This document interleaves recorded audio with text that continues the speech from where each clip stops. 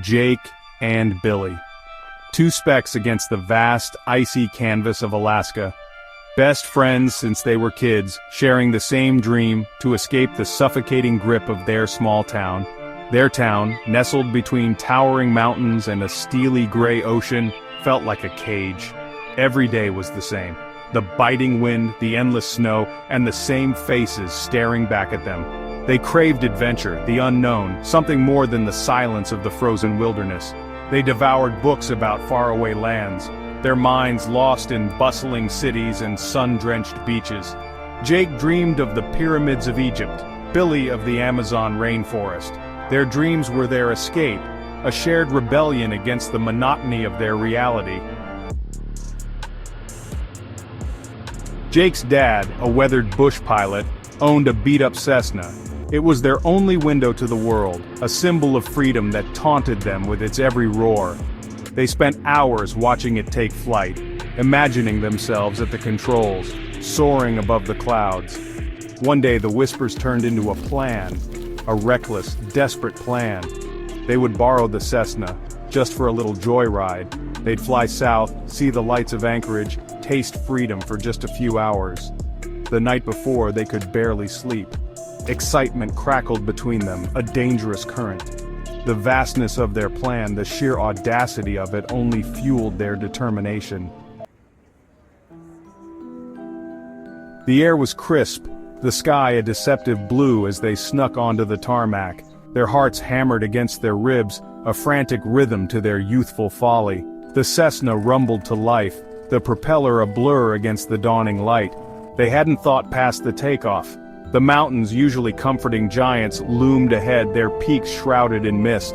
The wind, their constant companion, turned into a raging beast, buffeting the small plane.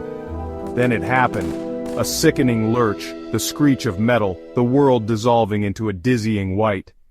The Cessna, their chariot of dreams, had crashed into the unforgiving heart of the Alaskan wilderness. Jake woke to a world of pain and white. His head throbbed, his body screamed in protest. He was alive, but Billy was gone. His friend, his brother in arms, lay still a few feet away, his eyes staring vacantly at the unforgiving sky. Panic seized him, a cold fist squeezing the air from his lungs. He stumbled through the snow, calling out Billy's name, a desperate plea lost in the howling wind. The reality crashed over him, a tidal wave of grief and terror. He was alone. Back in town, the letter they'd left lay on the kitchen table, a cruel testament to their folly. It spoke of dreams, of faraway lands, of a thirst for adventure that had driven them to this. The news of the missing Cessna spread through the town like wildfire, leaving behind a trail of shock and disbelief. Jake's father, his face etched with worry, read the letter, his hands trembling. The words, filled with youthful optimism, now mocked him with their tragic irony. He knew the Alaskan wilderness. It was a harsh mistress, unforgiving and relentless. Hope, a fragile flicker in the face of such vastness, was a dangerous thing to cling to. Still, he clung. The townsfolk, their faces etched with a mixture of concern and apprehension, gathered in hushed groups.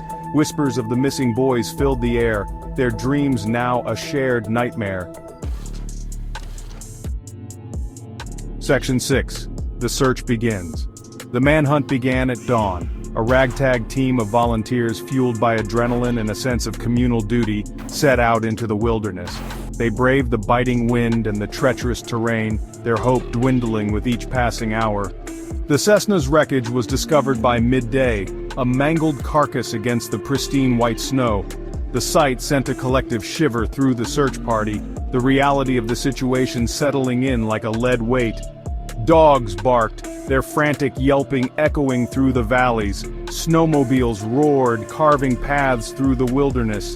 The search continued, a desperate race against time and the elements. Section 7. Footprints in the snow. Days turned into nights. The relentless snow continued to fall, erasing any trace of the missing boy. The initial hope that had fueled the search began to wane, replaced by a chilling resignation. Then, a flicker. A set of footprints. barely visible in the newly fallen snow leading away from the crash site. A surge of adrenaline, a renewed sense of purpose swept through the search party. They followed the trail, their hearts pounding with a mixture of anticipation and dread. The footprints were faint, meandering, a testament to the disorientation and desperation of the survivor. Section 8. The Chill of Reality. They found him huddled in a shallow cave, his clothes torn, his body ravaged by the cold, alive but barely. Delirious, he muttered about Billy, his words lost to the wind. The rescuers exchanged grim glances. They knew the truth. Jake was airlifted to the hospital, his body broken but his spirit clinging to life. The town, shrouded in a palpable gloom, waited with bated breath for news of his recovery. The joy of finding him alive was tempered by the unspoken knowledge of his loss. The search for Billy was called off. The mountains, now draped in a fresh blanket of snow, held him in their icy embrace, a silent testament to the unforgiving nature of the wilderness and the fragility of dreams. Section 9. A Father's Agony. Jake would heal, physically at least. The scars, both visible and unseen, would forever be etched into his soul. The guilt, the grief, the crushing weight of survival would be his constant companions. His father, his face etched with a pain that ran deeper than any glacier, watched over him. He had found his son, but lost something far greater in the process.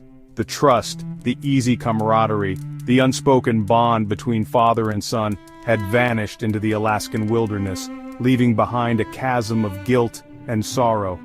The letter, now stained with tears and time, remained a painful reminder of dreams shattered, a testament to the unforgiving nature of fate and the enduring power of love and loss in the face of tragedy.